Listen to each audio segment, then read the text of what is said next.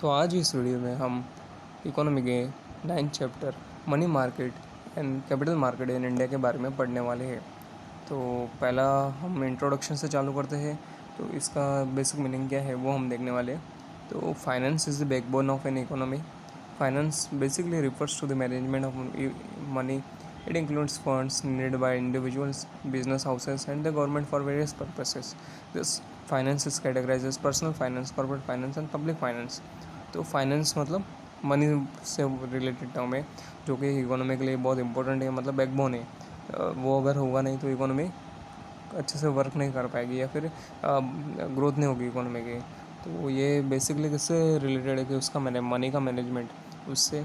और फिर बाद में ये क्या इंक्लूड कि फंड जो रहते हैं उसकी ज़रूरत होती है एक इंडिविजुअल को, एक बड़ी बड़ी कंपनियों को, और बाद में जो भी गवर्नमेंट है उनको अलग अलग जो भी पर्पस है वो सब पूरे करने के लिए ज़रूरत पड़ता है फाइनेंस का।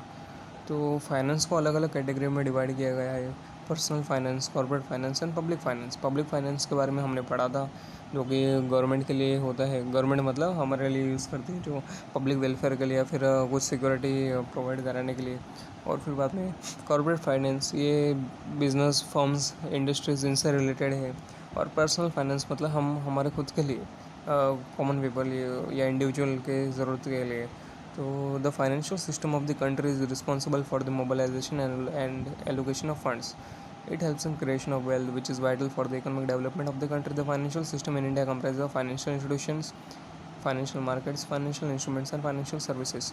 तो एक पर्टिकुलर कंट्री का फाइनेंशियल सिस्टम किसके लिए रिस्पॉन्सिबल होता है कि मोबिलाइजेशन, मतलब उसका किधर यूज़ होना चाहिए अच्छे से, मतलब कैसे लाना है और बाद में उसको कहाँ कहाँ एलोकेट करना है, उसके लिए ये सब रिस्पॉन्सिबल रहता है। और ये हेल्प करता है वेल्थ क्रिएट करने में, जो कि इकोनॉमिक डेवलपमेंट के लिए बहुत इंपॉर्टेंट है।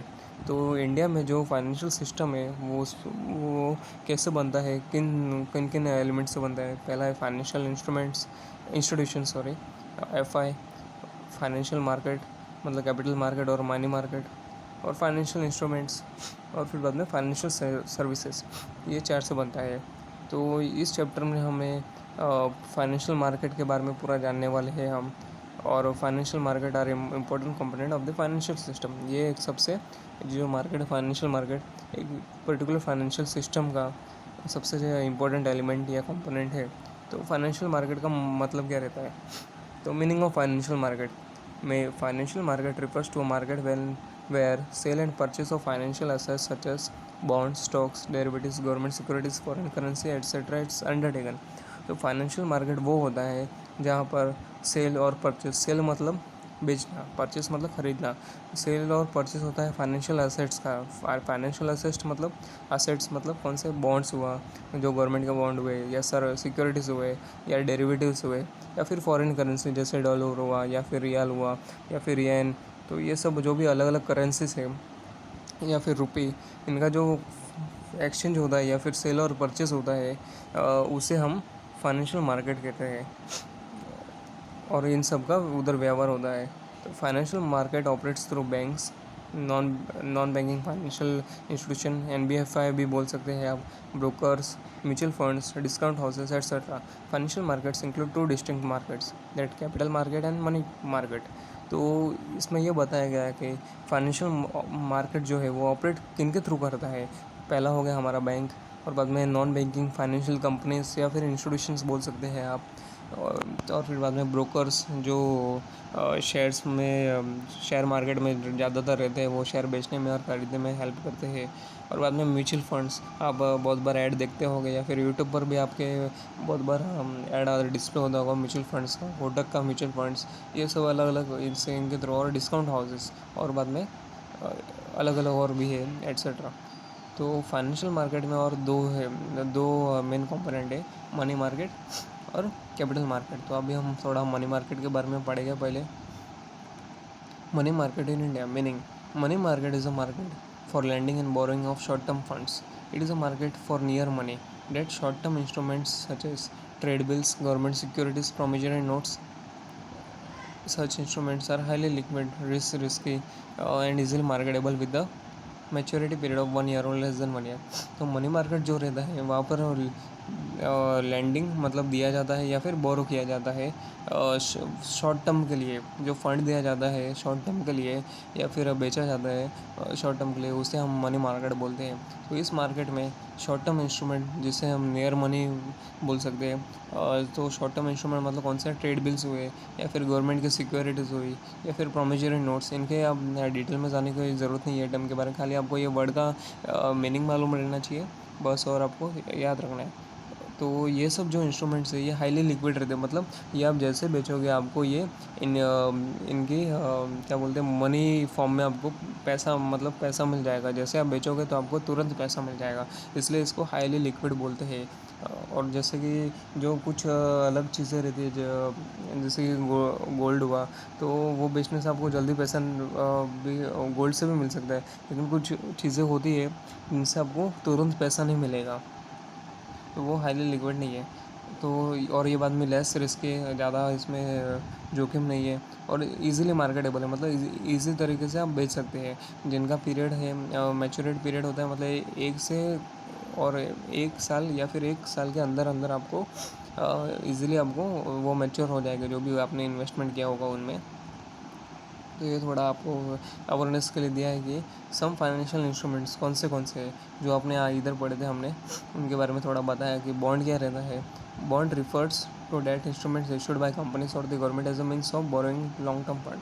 तो बॉन्ड ये किनके द्वारा इशू किए जाते हैं, या तो कंपनी के द्वारा या तो फिर सरकार गवर्नमेंट के द्वारा, क्योंकि उनको शॉर्ट टर्म के लिए मनी चाहिए रहता है, फंड चाहिए रहता है लॉन्ग टर्म के लिए, इसलिए इशू किया जाता है। फिर बाद में वो मनी जो रहती है वो पब्लिक से गवर्नमेंट या फिर कंपनी ले लेती है और उनको बॉन्ड दे देती है लॉन्ग टर्म के लिए, और फिर बाद में अपना जो भी इन्वेस्टमेंट करना है वो उधर करते हैं। और सेकंड है इक्विटी शेयर्स। तो equity shares refers to shares of a company held by an individual और अ ग्रुप।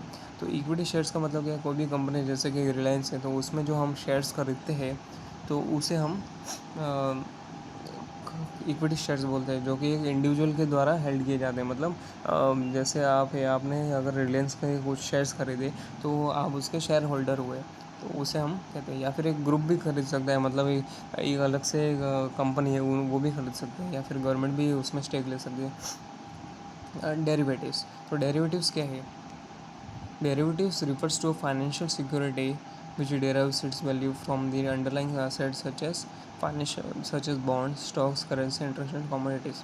तो डेरिवेटिव्स का मतलब क्या है, ये फाइनेंशियल सिक्योरिटी है जो उसकी वैल्यू डेराइव कहाँ से करती है, जो अलग अलग असेट्स से जैसे कि bonds, stocks, currency, interest rates या फिर कमोडिटीज़ वहाँ से।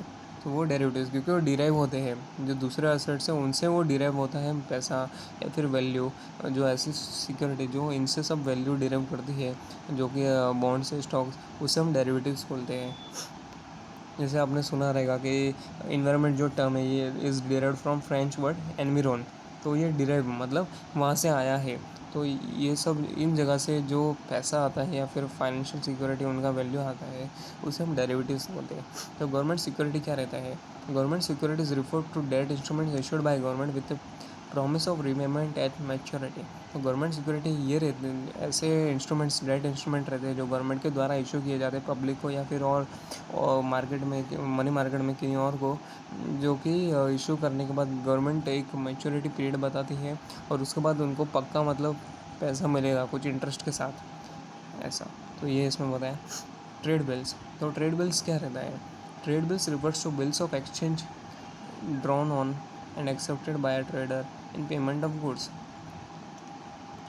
तो ये ट्रेड बिल्स जो कि एक पर्टिकुलर ट्रेडर के द्वारा एक्सेप्ट किए जाते हैं पेमेंट ऑफ गुड्स के बदले में। Promissory note. ये promissory note is a financial instrument है जिसमें एक रिटर्न प्रॉमिस रहता है, कंटेन रहता है return promise by one party to pay another party a different sum of money either on demand और at a specified future date. तो एक ये फाइनेंशियल इंस्ट्रूमेंट जिसमें लिखा रहता है कि ये पार्टी उस पार्टी को इस पर्टिकुलर टाइम या फिर इस फ्यूचर डेट पे जितना मनी डिमांड करेगी या फिर जितना पे मनी का वादा किया गया है वो पे करेंगे। तो ये प्रोमिजरी नोट, क्योंकि प्रोमिजरी नोट का मतलब प्रॉमिस किया हुआ note. Structure of money market in India. तो इसमें हम देखेंगे कि मनी मार्केट का स्ट्रक्चर कैसा है इंडिया में। तो थोड़ा इंट्रोडक्शन हम पढ़ लेते हैं। The money market in India is dichotomous, मतलब दो, डाइकोटोमस बाय नेचर, मतलब दो फॉर्म में है। It comprises of both the organised sector as well as unorganised sector. तो जैसे मैंने कहा था दो डाइकोटोमस, तो दोनों आ गए, ऑर्गेनाइज और अनऑर्गेनाइज सेक्टर, और उनमें भी अलग अलग पार्ट है। तो हम पहला सबसे ऑर्गेनाइज के बारे में पढ़ेंगे, फिर बाद में अनऑर्गेनाइज के बारे में पढ़ेंगे। तो हम ये पहले थोड़ा इंट्रोडक्शन देख लेते हैं। तो ऑर्गेनाइज सेक्टर, तो ऑर्गेनाइज सेक्टर में क्या इंक्लूड है? RBI, commercial banks, cooperative banks, development financial institutions, investment institutions and the discount and finance house of India. तो जैसा हमने आगे देखा था डिस्काउंट हाउसेस, तो ये है इसका DFH है, discount and finance house of India. तो ये सब ऑर्गेनाइज सेक्टर में आते हैं, मतलब ये रेगुलेट किए जाते हैं गवर्नमेंट के द्वारा, या फिर कौन सी भी एक अलग बॉडी रहती है उनके द्वारा इनका रेगुलेशन होता है, मॉनिटर किया जाता है। और अनऑर्गेनाइज सेक्टर मतलब on the other hand, unorganised sector comprise of indigenous bankers, यहाँ के इंडिया के लोकल बैंकर्स, या फिर मनी लेंडर्स जो किसानों को, जैसे गांव में आपने देखा रहेगा कि जो किसानों को लैंडलॉर्ड भी बोल सकते हैं हम, या फिर ज़मींदार, तो वो जो पैसे देते हैं किसानों को जिनके पास पैसा नहीं रहता कुछ काम के लिए, तो उन्हें मनी लेंडर्स बोला जाता है। And unregulated non bank financial intermediaries, unregulated मतलब जिनका कुछ रेगुलेशन नहीं है, जो गवर्नमेंट के द्वारा कंट्रोल नहीं किए जाते हैं इलीगली, या फिर कैसे भी जो पैसों का व्यवहार करते हैं, इंटरमीडियरीज मतलब दलाल ऐसा भी बोल सकते हैं हम, वो इसमें अनऑर्गेनाइज सेक्टर में आ जाते हैं। तो अनऑर्गेनाइज का मतलब क्या रहता है कि वो ना तो गवर्नमेंट के द्वारा चलाए जाते हैं, ना कि गवर्नमेंट के द्वारा रूल्स से चलते हैं, तो उन्हें अनऑर्गेनाइज बोलते हैं। और ऑर्गेनाइज मतलब जो रेगुलेटेड होते हैं, जिनको रूल्स के द्वारा चलाया जाता है और मॉनिटर किया जाता है, कंट्रोल किया जाता है, उनको ऑर्गेनाइज सेक्टर बोलते हैं। तो money market centres in India are located in Mumbai, Kolkata and Delhi. तो जो मनी मार्केट है इंडिया में वो कहाँ कहाँ पर है? पहला है मुंबई, मतलब महाराष्ट्र में, दिल्ली जो कि इंडिया का कैपिटल है, और कोलकाता वेस्ट बंगाल में। तो ये सब इधर इन तीनों जगह पर मनी मार्केट है इंडिया में। However, Mumbai is the only active money market center in India with money flowing in all from all parts of the country. तो ये लेकिन इन तीनों में खाली मुंबई है जो एक्टिव मनी मार्केट है इंडिया में, जहाँ पर सब मनी मार्केट का फंक्शनिंग होता है, काम रहता है, काम चलता है इंडिया में, जहाँ पर सब जगह से कंट्री में पैसा फ्लो होता है उधर मुंबई में।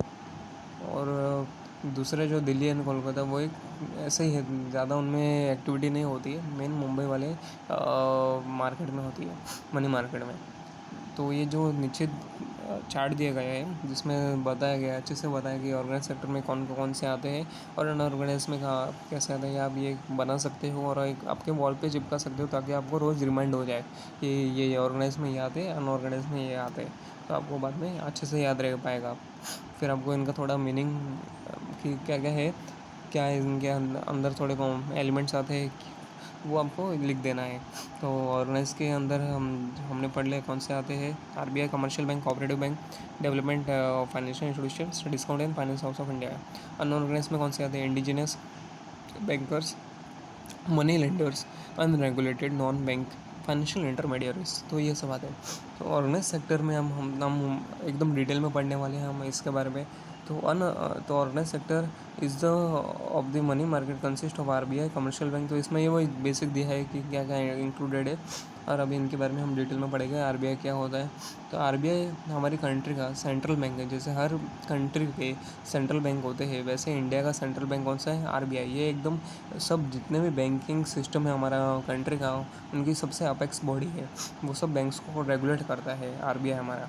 तो इट इज़ इंटरेस्ट, और इसको रिस्पॉन्सिबिलिटी क्या दिया गया है कि जितना भी मनी है मनी मार्केट है कंट्री में, उसको अच्छी तरीके से रेगुलेट करे, और मनी का फ्लो आउटफ्लो है उसको भी कंट्रोल करे। आरबीआई का ये मेन रिस्पॉन्सिबिलिटी या फिर फंक्शन है, हम ऐसा बोल सकते हैं। तो आरबीआई कब सेटअप किया गया था? जो ये हिल्टन यंग कमेटी थी, कमीशन था, इनके द्वारा रिकमेंड किया गया आरबीआई को सेटअप करने का। तो आरबीआई एक्ट को 1934 पास किया गया, जिसमें इसको स्टैट्यूटरी बेसिस पे बनाने के लिए कहा गया था। इसका जो फंक्शंस है वो उनको परफॉर्म करने के लिए गया था। तो आरबीआई का ऑपरेशन कब चालू हुआ? 1 अप्रैल 1935, मतलब इंडिपेंडेंस के पहले वहाँ तब से इसका फंक्शनिंग चालू हो गया था as a private share holders bank. और आरबीआई वॉज नेशनलाइज ऑन 1 जनवरी 1949। तो आरबीआई को राष्ट्रीयकरण या फिर नेशनलाइजेशन कब हुआ? 1 जनवरी 1949, after the independence of India. तो it is the most important constituent of the money market. तो ये सबसे एक इम्पोर्टेंट एलिमेंट है हमारे मनी मार्केट का, या फिर कंस्टिट्यूएंट है, इंग्रेडिएंट्स भी बोल सकते हैं हम ऐसे कि उसका आरबीआई एकदम इम्पोर्टेंट है। तो जो सेंट्रल बैंक के अलग अलग डेफिनेशन दिए गए हैं वो हम देखने वाले हैं अलग अलग इकोनॉमिस्ट के द्वारा। तो डॉक्टर एम.एच. डिकॉक इन्होंने क्या बोला है सेंट्रल बैंक के बारे में? तो central bank is one which constitutes the apex of the monetary and banking structure of the country. तो सेंट्रल बैंक क्या रहता है? जो कि अपेक्स रहता है, मतलब एकदम upper most body, top most body किसकी? मॉनेटरी, मतलब मनी से रिलेटेड, और बैंकिंग जो बैंक रहते हैं कोई भी कंट्री के, उसकी अपेक्स बॉडी, उसे हम सेंट्रल बैंक बोलते हैं। तो प्रोफेसर W.A. शॉ ने क्या कहा है? Central bank is a bank which controls credit. मतलब सेंट्रल बैंक वो है जो कि जितना भी पैसा है, लोन या फिर जो भी हम बोल सकते हैं पैसे, वो कंट्रोल करता है, उसे हम सेंट्रल बैंक बोलते हैं। ये आरबीआई का लोगो है, आप देख सकते हैं, ऊपर दिया है भारतीय रिजर्व बैंक के ऊपर। लो, आपने बहुत बार न्यूज़ में देखा होगा। तो फंक्शंस क्या है आरबीआई के?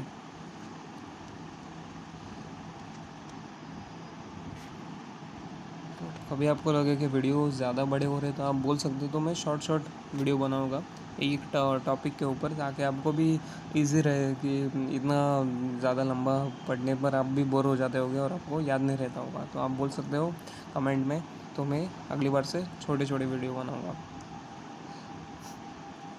तो पहला क्या है functions of RBI? Issue of currency notes. RBI का मेन फंक्शन क्या है? कंट्री में करेंसी इशू करे, नोट्स को प्रिंट करके इंडिया में उसका मार्केट में लाए। तो RBI has the sole right to issue currency notes of all denominations. तो आरबीआई के पास ही पूरा एक राइट है, मतलब आरबीआई ही कंट्री में करेंसी नोट्स इशू कर सकती है हर तरह के, भले वो 10 रुपये हो, 20 रुपये हो, 2000 के नोट हो, कोई भी। तो जो ये फिर जो as per the minimum reserve system है ऑफ 1957, उसके तहत क्या है? आरबीआई को required to maintain minimum gold and foreign exchange reserves of 200 crore. तो जो ये मिनिमम रिजर्व सिस्टम है 1957 का, उसके तहत आरबीआई को मेंटेन करने की ज़रूरत है एक मिनिमम गोल्ड का स्टॉक, और फॉरेन एक्सचेंज कितने का? 200 करोड़ का। तो out of which at least ₹115 crore should be in gold. मतलब ये 200 करोड़ में से 115 करोड़ गोल्ड होना चाहिए, मतलब इतना की वैल्यू का गोल्ड होना चाहिए। और जो रिमेनिंग है 85 करोड़, वो फॉरेन करेंसी या फिर गवर्नमेंट सिक्योरिटी के फॉर्म में होना चाहिए। फॉरेन करेंसी मतलब या तो डॉलर के फॉर्म, मतलब डॉलर के फॉर्म में होना चाहिए, और बाद में जो गवर्नमेंट की सिक्योरिटी से रहती है उस फॉर्म में होना चाहिए। 85 करोड़ ये कॉम्बाइन करके, और बाद में second banker to the government. तो ये आरबीआई क्या है? ये एक बैंकर है गवर्नमेंट को, मतलब ये गवर्नमेंट की बैंक है, मतलब गवर्नमेंट को सब पैसा प्रोवाइड कराती है जब कंट्री का टाइम या फिर इकोनॉमिक सिस्टम अच्छे से चल नहीं रहा तब। तो RBI acts banker, agent and adviser to the government. मतलब एक बैंकर के रूप में भी काम करता है गवर्नमेंट को, एजेंट के रूप में भी, और उसको एडवाइस भी करता है गवर्नमेंट को पैसे से रिलेटेड मामले में। तो it transacts the business of both central and state governments. It accept money as well as make payments on behalf of this governments. It also undertake the management of public debt. It advises the government on wide जो में economic issues. मतलब इसके functions कितने हैं या फिर इसकी responsibility कितनी है गवर्नमेंट को लेके? मतलब ये जो बिज़नेस होते हैं गवर्नमेंट के, दोनों के, सेंट्रल और स्टेट गवर्नमेंट को, उसको रेगुलेट करता है। और बाद में जो मनी रहता है और उसका मनी का पेमेंट या फिर एक्सेप्ट करना है मनी गवर्नमेंट के बिहाफ पे, तो वो भी ये करता है। और जो मैनेजमेंट है पब्लिक डेट से रिलेटेड, वो भी परफॉर्म करता है। और बाद में जो गवर्नमेंट को अलग अलग इश्यूज़ है, इकोनॉमिक इश्यूज़, उनके ऊपर भी वो सलाह करता है, एडवाइस देता है, मतलब एडवाइज़र के रूप में भी ये काम करता है। तो बैंकर्स बैंक, तो आरबीआई क्या है? बैंकर्स का बैंक। तो जितने भी बैंक इंडिया में जितने भी बैंक है, भले वो एसबीआई हो, आईसीआईसीआई हो या एचडीएफसी जो भी है, उन सब का ये बैंक है। मतलब इन बैंकों का भी मतलब जैसे कि सबसे बड़ा बैंक है इन सब के ऊपर का, अपेक्स बॉडी जैसे हमने पढ़ा था। RBI exercises statutory control over the commercial banks, मतलब जितने भी इंडिया में कमर्शियल बैंक्स हैं उनके ऊपर इसका स्टैट्यूटरी कंट्रोल है और लॉ के द्वारा, स्टैट्यूटरी मतलब लॉ के द्वारा पास किया गया वो कंट्रोल है आरबीआई के पास इन सब banks. All schedule banks are compulsory required to maintain a certain minimum of cash reserves with the RBI against their demand and time liabilities. तो आरबीआई के पास इन जो जितने भी शेड्यूल बैंक्स हैं इनको एक कंपल्सरीली मतलब रखना ही पड़ेगा एक required amount of cash reserves RBI के पास, उनके जो डिमांड है और टाइमली एबिलिटीज है उनके बेसिस के ऊपर।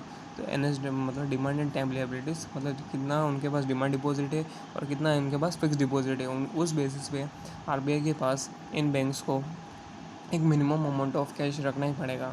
तो RBI provides financial assistance to banks in the form of discounting of eligible bills, loans and advances are also provided against provide approved securities। तो आरबीआई इनको फाइनेंशियल असिस्टेंस भी प्रोवाइड कराता है और फिर बाद में इनको लोन्स और एडवांसेस भी प्रोवाइड कराता है जब वो बैंक्स कुछ इनको आरबीआई के पास सिक्योरिटीज़ रखती है। तो सिक्योरिटीज़ रखने के बाद बैंक इनको जितना अमाउंट चाहिए उसके हिसाब से इनको अमाउंट देती है। फोर्थ है custodian of foreign exchange reserves. तो ये कस्टडियन के रूप में भी काम करता है फॉरेन एक्सचेंज रिजर्व में। तो RBI acts as custodian of the country's foreign reserve exchange reserves. It has to maintain the official rate of exchange rate of rupee as well as ensure its stability। RBI also undertakes to buy and sell the currencies of all members of the IMF। तो RBI है इसको foreign exchange reserve में एक custodian के रूप में काम करना होता है कंट्री के बिहाफ पे, और बाद में इसको जो ऑफिशियल रेट ऑफ एक्सचेंज है इंडिया की रुपी का उसको भी एकदम स्टेबलाइज करके रखना है ताकि ज़्यादा ऊपर मतलब ज़्यादा इसका एप्रिसिएशन ना हो ना ही ज़्यादा डिप्रिसिएशन हो। और इसको बाद में जो बाइंग एंड सेलिंग होता है इंडियन रुपी का वो भी इसको अंडरटेक करना पड़ता है, मतलब परफॉर्म करना पड़ता है ये काम भी। और बाद में जो कि किसके currencies of all the members of the IMF, इन सब का आईएमएफ के जितने भी कंट्री मेंबर है उन सब का। और बाद में फिफ्थ है कंट्रोलर ऑफ क्रेडिट। तो कंट्रोलर ऑफ क्रेडिट में क्या आएगा कि ये जितने भी लोन दिए जाते हैं अलग अलग बैंक के द्वारा उनको उन सबको कंट्रोल करता है। जैसे हम देखने वाले as a supreme banking authority of the country, मतलब सुप्रीम बैंक है मतलब अपेक्स बॉडी अथॉरिटी हमारी कंट्री में आरबीआई है। आरबीआई के पास पावर है इन्फ्लुएंस करने का किनको जो वॉल्यूम ऑफ क्रेडिट दिया जाता है कमर्शियल बैंक के द्वारा जितना भी लोन दिया जाता है उन सबको इन्फ्लुएंस करने का, उनका वॉल्यूम कितना होना चाहिए वो सब आरबीआई कंट्रोल कर सकती है। और ये मॉनिटर भी करता है कि वो क्रेडिट जो दिया गया है वो किस पर्पज़ के लिए यूज़ हो रहा है ये सब। तो जो क्वांटिटेटिव मेथड्स है जैसे अलग अलग इंस्ट्रूमेंट्स है आरबीआई के, जैसे कि bank rate quantitative methods such as bank rate, open market operations OMO भी बोल सकते हैं आप, variable reserve ratio such as CRR SLR, ये सब एकदम जो टर्म्स है एकदम आपको आगे एकदम डीप में आएंगे। या फिर ये जो ब्लू में दिए हैं bank rate open market operation, ये आपको टर्म के एकदम मीनिंग चाहिए तो आप लास्ट में इधर देख सकते हैं ग्लोसरी दिया है आपके इकोनॉमिक्स टर्म्स का इस पेज पे। ये देखो सब आपको इधर मिल जाएगा। जैसे ओपन मार्केट ऑपरेशन चाहिए आपको तो ये आपको इधर मिल जाएगा। ये देखिए open market operations, open market generation is the operation is the sale and purchase of government security and treasury bills by RBI और the central bank of the country, मतलब आरबीआई हुआ। It is undertaken to regulate the money supply in the economy. तो जो open market operation इसमें क्या रहता है कि सेल एंड परचेस होता है गवर्नमेंट की सिक्योरिटीज़ और ट्रेजरी बिल्स का, किसके द्वारा, आरबीआई के द्वारा। और फिर बाद में गवर्नमेंट को पैसा दिया जाता है, आरबीआई से वो गवर्नमेंट सिक्योरिटीज़ ले लेती है और उसके बदले में गवर्नमेंट को पैसा देती है। तो ये क्यों किया जाता है ओपन मार्केट ऑपरेशन, इकोनॉमी में जितना भी पैसा है मनी का सप्लाई है उसको रेगुलेट, अगर कंट्री में ज़्यादा पैसा हो गया है इकोनॉमी में ज़्यादा पैसा हो गया है तो वो गवर्नमेंट मनी अगर आरबीआई चाहती है कि फिर से वो अपने पास लाना चाहे क्योंकि ज़्यादा पैसा हो गया है तो वो जो गवर्नमेंट के द्वारा सिक्योरिटीज़ है उनको बेचेगी और बाद में वो पैसा निकाल देगी मार्केट में से। ये है इसमें।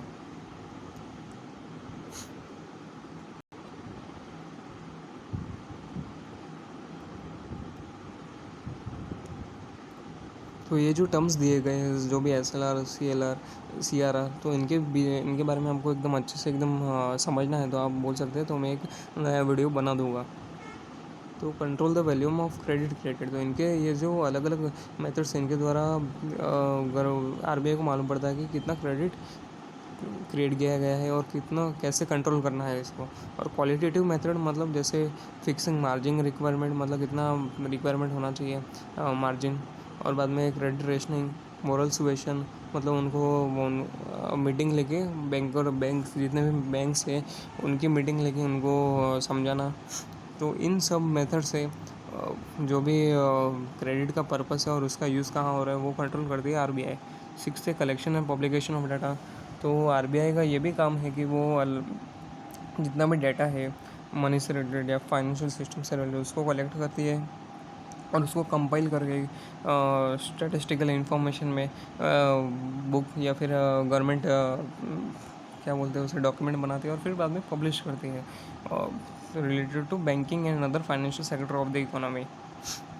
7th है promotional and developmental functions. तो RBI also performs certain promotional and developmental functions such as extending banking services to semi-urban and rural areas, providing security to depositors, development of specialized institutions for agriculture, credit, industrial finance। तो RBI का ये भी एक promotional और developmental भी function है। कैसा कि RBI ऐसे फंक्शन करती है जैसे कि बैंकिंग सर्विसेज, अगर कोई रूरल एरिया है, गांव एरिया है या फिर सेमी अर्बन एरिया है वहाँ पर उधर बैंकिंग सर्विसेज प्रोवाइड कराना। और फिर बाद में सिक्योरिटी प्रोवाइड कराना, डिपोजिटर्स मतलब जो बैंक में डिपॉजिट करते हैं मनी उनको सिक्योरिटी प्रोवाइड कराना, उनकी पैसों की मतलब सिक्योरिटी। और बाद में जो ऐसे इंस्टीट्यूशंस डेवलप कराना जो एग्रीकल्चर के लिए लोन दे, खेतीबाड़ी के लिए लोन दे या फिर इंडस्ट्री को फाइनेंस करने के लिए, जैसे कि एग्रीकल्चर क्रेडिट के लिए नाबार्ड हुआ और इंडस्ट्रियल फाइनेंस के लिए इंडस्ट्रियल डेवलपमेंट अथॉरिटी ऐसा कुछ नाम है, वो उनको पैसा प्रोवाइड कर रही है इंडस्ट्रीज़ को। ऐसे सब इंस्टीट्यूशन बनाना ये सब आरबीआई का काम है ताकि लोन सब जगह प्रोवाइड किया जाए। और 8 है अदर फंक्शंस, मतलब और कौन से अन्य फंक्शंस हैं आरबीआई के। तो RBI acts as a clearing house for settling the accounts between its member banks. As a leader of last resort, it also provides liquidity to banks experiencing financial difficulty।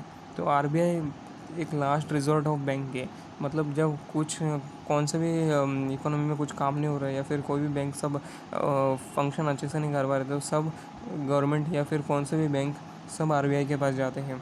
तो RBI जो भी कुछ accounts के issue है अलग अलग banks के या फिर बैंक के अंदर जो मेंबर है उनको सेटल कराती है।